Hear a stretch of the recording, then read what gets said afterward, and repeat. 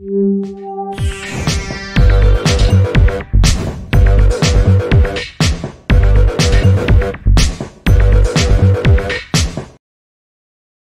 আলাইকুম, সবাইকে স্বাগত জানাচ্ছি বিডি ভিউজের সাপ্তাহিক আয়োজন অ্যারাউন্ড দ্য ওয়ার্ল্ডে। আপনাদের সঙ্গে আছি আমি সুরভি দিবা।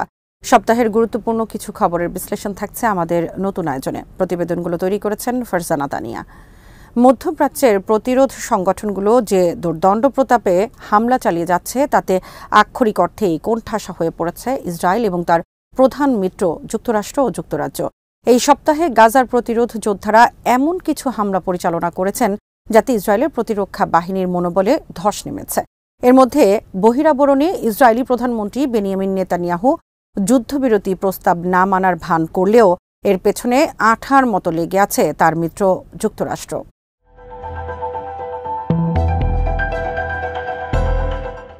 ফিলিস্তিনি প্রতিরোধ আন্দোলন হামাস, ইসলামিক জিহাদ সহ অন্য প্রতিরোধ সংগঠনের সামরিক শাখাগুলো দৃঢ়তার সঙ্গে দখলদার ইসরায়েলি সেনাদের মোকাবেলা করছে।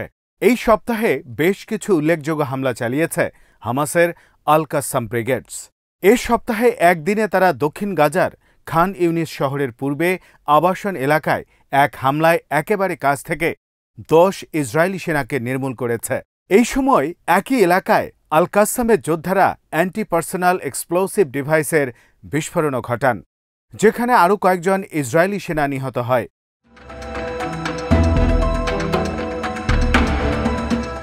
অতর্কিত হামলায় বেশ পারদর্শিতা দেখাচ্ছে সব প্রতিরোধ সংগঠনের যোদ্ধারা। একই দিন এমন একটি হামলা চালিয়েছে ইসলামিক জিহাদের আল কুদস। খান ইউনিসের পূর্বে মায়ন শহরে একটি ইসরায়েলি সেনাদলের আসার অপেক্ষায় ছিলেন তারা। সেনারা আসা মাত্র কুদসের যোদ্ধারা অ্যান্টি পার্সোনাল শেল, থার্মোবরিক শেল এবং অ্যাসাল্ট রাইফেল দিয়ে মুহুর্মুহু হামলা চালাতে থাকেন। এতে অনেক সেনা নিহত হয়।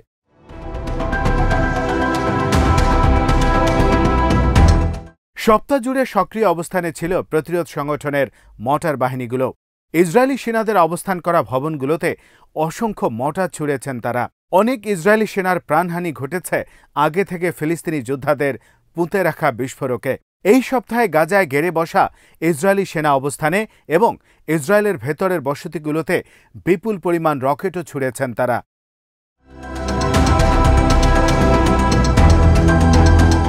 এই সপ্তাহে সিনিয়র কর্মকর্তা সহ বহু সেনা হারিয়েছে ইসরায়েল। ইসরায়েলের সামরিক পরিসংখ্যানের বরাতে জাতিসংঘ বলছে, গাজায় স্থলযুদ্ধে এ পর্যন্ত 230-এর মতো ইসরায়েলি সেনা প্রাণ হারিয়েছে। 7 অক্টোবর হামাসের আল আকসা ফ্লাড অভিযানে নিহত সেনা সহ এ পর্যন্ত মোট নিহত ইসরায়েলি সেনা সংখ্যা দাঁড়াল 570-এর বেশি। জেরুজালেম পোস্ট জানিয়েছে 7 অক্টোবরের পর থেকে এই পর্যন্ত 5500 ইসরায়েলি সেনা আহত হয়েছে। যুদ্ধ যদি চলতে থাকে তাহলে আহত সেনার সংখ্যা 20,000 ছাড়িয়ে যেতে পারে।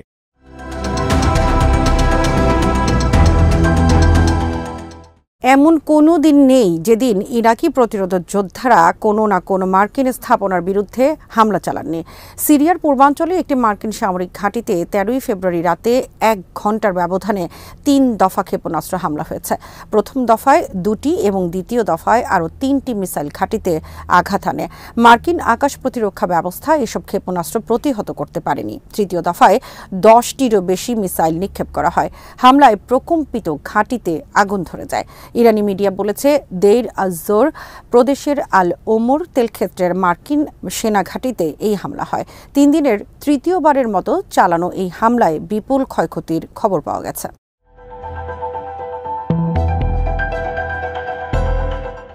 লেবাননের হিজবুল্লাহকে সমঝোতার টেবিলে আনতে কয়েক সপ্তাহ ধরে চেষ্টা চালাচ্ছেন পশ্চিমারা।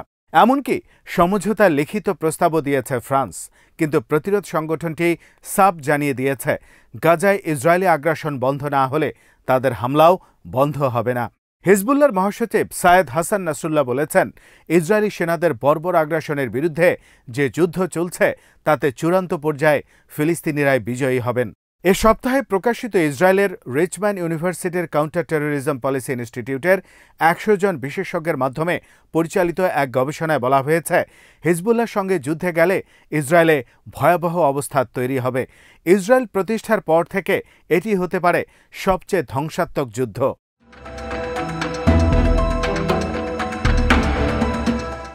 হিজবুল্লাহ সপ্তাহের 7 দিনই হামলা চালিয়েছে ইসরায়েলে। ইসরায়েলি নজরদারি স্থাপনা, সেনা সমাবেশ এবং অবস্থানগুলোতে দিনে 5 থেকে 15 দফা পর্যন্ত হামলা চালিয়েছেন তারা। সংগঠনটি বলছে 8 অক্টোবর থেকে শুরু করে এ পর্যন্ত ইসরায়েলে 1013 বার হামলা চালিয়েছে তাদের যোদ্ধারা। ইসরায়েলি গবেষক মোরান আলুফ সম্প্রচার মাধ্যম কানকে বলেছেন, হিজবুল্লাহর সামরিক নীতি হল ইসরায়েলের উত্তরে বসতি স্থাপনকারীদের জিম্মি করে রাখা।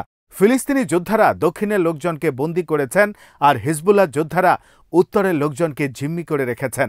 হিজবুল্লাহর হামলার কারণে বসতি স্থাপনকারীরা বাড়ি ফিরতে পারছে না।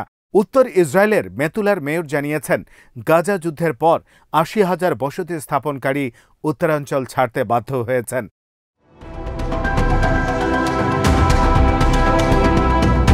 ইয়েমেনের হুথি আনসারুল্লাহর অভিযানগুলো অবাক করার মতো।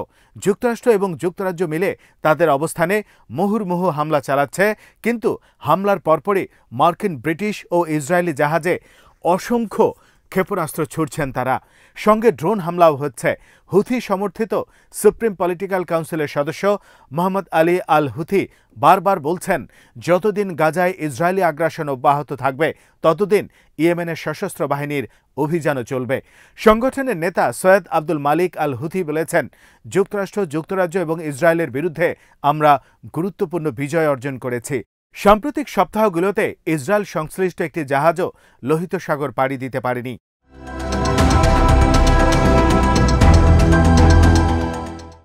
ইসরায়েলি প্রধানমন্ত্রী এখন দিশেহারা অবস্থায় পড়েছেন। উত্তর, মধ্য, দক্ষিণ গাজায় প্রতিরোধ যুদ্ধ ঠেকাতে না পেরে মিশরের সীমান্তবর্তী রাফা শহর নিয়ন্ত্রণ করে গাজাকে বিচ্ছিন্ন করার চেষ্টা করছেন তিনি। গাজার সঙ্গে মিশরের সীমান্ত রেখা বরাবর ফিলাডেলফি রুট দখল করতে সম্প্রতি বেনিয়ামিন নেতানিয়াহু রাফায় হামলা তীব্র করার নির্দেশ দেন।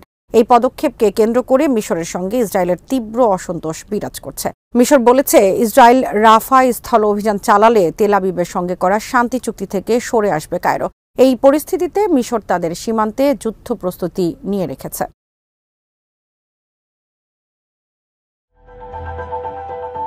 রাফা ক্রসিংয়ের আশেপাশে বেশ কয়েকটি M60A3 যুদ্ধ ট্যাঙ্ক এবং YPR-765 পদাতিক যুদ্ধযান মোতায়েন করেছে মিশর। ইসরায়েল রাফা স্থল অভিযান শুরু করলে তাদের সঙ্গে বন্দি বিনিময় আলোচনা বাতিল করার হুমকি দিয়েছে হামাস।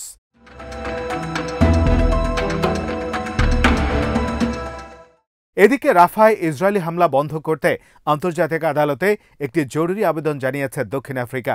দেশটি বলছে, তারা ইন্টারন্যাশনাল কোর্ট অব জাস্টিস বা ICJ-কে বলেছে ইসরায়েল রাফায় সামরিক অভিযান চালানোর কথা জানিয়েছে। এই পরিস্থিতিতে আন্তর্জাতিক আদালত তার ক্ষমতা ব্যবহার করে ইসরায়েলকে থামিয়ে ফিলিস্তিনিদের অধিকার রক্ষা করুক।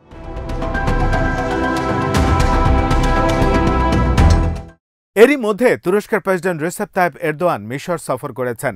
মিশরের প্রেসিডেন্ট আবদেল ফাত্তাহ আল সিসির সাথে এক সংবাদ সম্মেলনে এরদোয়ান বলেন, গাজা থেকে ফিলিস্তিনিদের তাড়ানোর চেষ্টা বাস্তবায়ন করতে দেয়া হবে না। তিনি অবিলম্বে যুদ্ধবিরতির আহ্বান জানিয়েছেন। ইসরায়েলের রাফা অভিযানকে কেন্দ্র করে মিশরের সামরিক প্রস্তুতির মধ্যে এরদোয়ানের এই সফর অত্যন্ত গুরুত্বপূর্ণ বলে মনে করা হচ্ছে।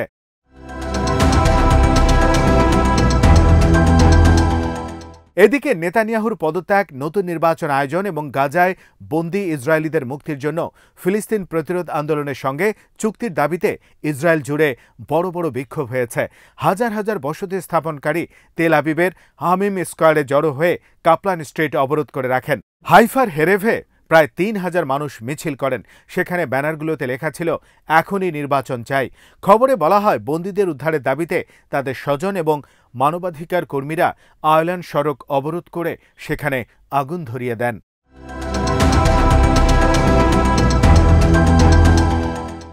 ঘরে বাইরে কোথাও স্বস্তিতে নেই নেতানিয়াহু।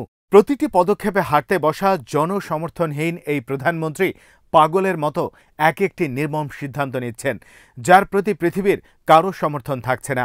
চূড়ান্তভাবে হেরে যাওয়ার সময় সমাগত, তাই ক্ষমতা ধরে রাখতে জনগণকে খুশি করার চেষ্টায় ফিলিস্তিনিদের উপর গণহত্যায় মেতেছে নেতানিয়াহু, কিন্তু জনগণও সেই গণহত্যার বিরুদ্ধে।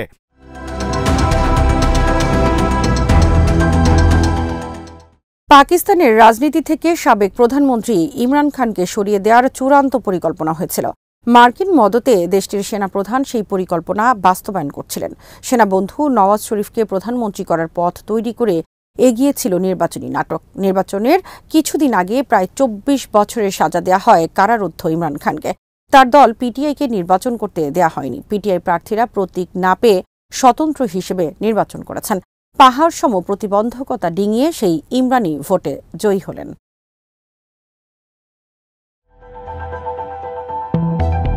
৮ই ফেব্রুয়ারি পাকিস্তানে একযোগে জাতীয় এবং ৪ প্রাদেশিক পরিষদে ভোট গ্রহণ হয়। জাতীয় পরিষদের ২৬৬ আসনের মধ্যে ২৬৫ আসনে ভোট হয়। জাতীয় পরিষদে ইমরান খানের পিটিআই সমর্থিত স্বতন্ত্র প্রার্থীরা ৯২, নওয়াজ শরীফের পিএমএল-এন ৭৫ এবং বিলওয়াল ভুট্টোর পিপিপি ৫৪ আসন পেয়েছে। সরকার গঠন করতে জাতীয় পরিষদে অন্তত ১৩৪ আসন দরকার।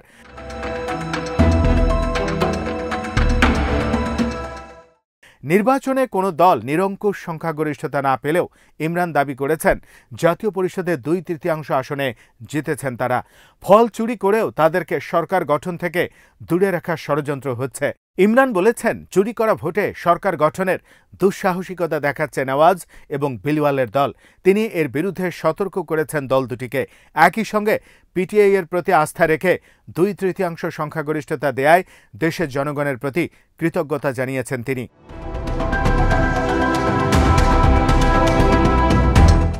রাওয়ালপিন্ডির আদিয়ালা কারাগারে বন্দী ইমরান খান বলেন, পাকিস্তানের জনগণ স্পষ্টভাবে তাদের রায় ঘোষণা করেছেন। এই জনরায়কে সম্মান করা একান্ত প্রয়োজন। আমি চুরি করা ভোটে সরকার গঠনের দুঃসাহসিকতার বিরুদ্ধে সতর্ক করছি। এ ধরনের প্রকাশ্য দিবালোকে ডাকাতি কেবল নাগরিকদের অসম্মানী করবে না, বরং দেশের অর্থনীতিকেও বিপর্যস্ত করবে। ইমরান বলেন, পিটিআই কখনো জনগণের ইচ্ছার বিরুদ্ধে কারো সঙ্গে আপোষ করবে না এবং আমি পিপিপি, পিএমএল-এন এবং এমকিউএম সহ জনগণের ম্যান্ডেট ছিনতাইকারী যে কোনো রাজনৈতিক দলের সঙ্গে যুক্ত না হওয়ার জন্য আমার দলকে স্পষ্টভাবে নির্দেশনা দিয়েছি।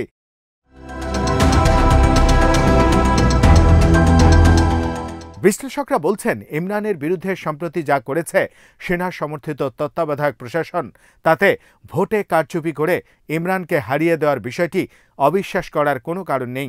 অবস্থা দৃষ্টে সবাই নিশ্চিত ছিলেন ইমরানের ক্ষমতায় আসা যে কোনোভাবে ঠেকাতে হবে। স্পষ্টত তাই হয়েছে।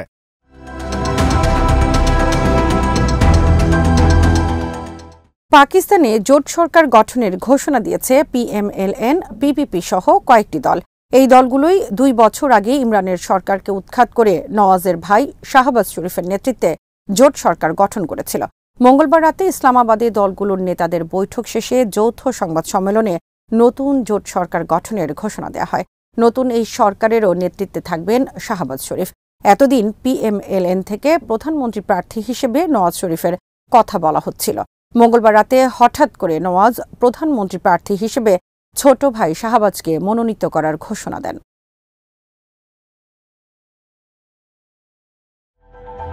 পিটিআইয়ের মুখপাত্র রউফ হাসান এক সংবাদ সম্মেলনে জানান, জাতীয় এবং পাঞ্জাব প্রাদেশিক পরিষদে সরকার গঠনের লক্ষ্যে মজলিসি ওয়াহাদাত মুসলিমিন বা এমডব্লিউএম এর সঙ্গে হাত মিলাবে পিটিআই। তিনি বলেন, কেন্দ্র এবং পাঞ্জাব প্রাদেশিক পরিষদে সরকার গঠনে এমডব্লিউএম এর সঙ্গে জোট করার নির্দেশনা দিয়েছেন ইমরান। আর খাইবার পাখতুনখাওয়ায় জামাতে ইসলামীর সঙ্গে জোট গড়তে বলেছেন তিনি।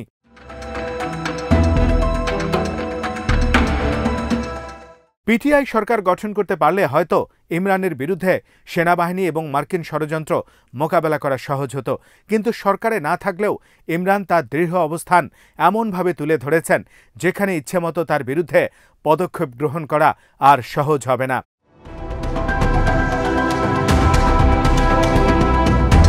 পিটিআই যে দেশের সবচেয়ে বড় দল, পার্লামেন্টের প্রতিটি কার্যক্রমে কিংবা রাষ্ট্রীয় যে কোনো সিদ্ধান্তে সেই কণ্ঠ প্রত্যক্ষ কিংবা পরোক্ষভাবে ধ্বনিত হবে। বিশ্লেষকরা বলছেন, ইমরান খান যে রাজনীতিতে টিকে গেছেন এটা নিশ্চিত। একই সঙ্গে রাজনীতি থেকে তাকে মাইনাস করার যে কৌশল হাতে নেওয়া হয়েছিল তা চূড়ান্তভাবে মার খেয়েছে। তিনি যে আবার পাকিস্তানের নেতা হয়ে শাসন ক্ষমতায় ফিরে আসবেন এটা দেখতে হয়তো বেশি দিন অপেক্ষা করতে হবে না পাকিস্তানিদের।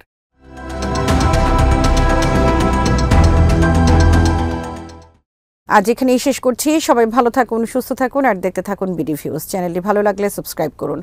সংযুক্ত থাকুন আমাদের ফেসবুক পেজে। আল্লাহ হাফেজ।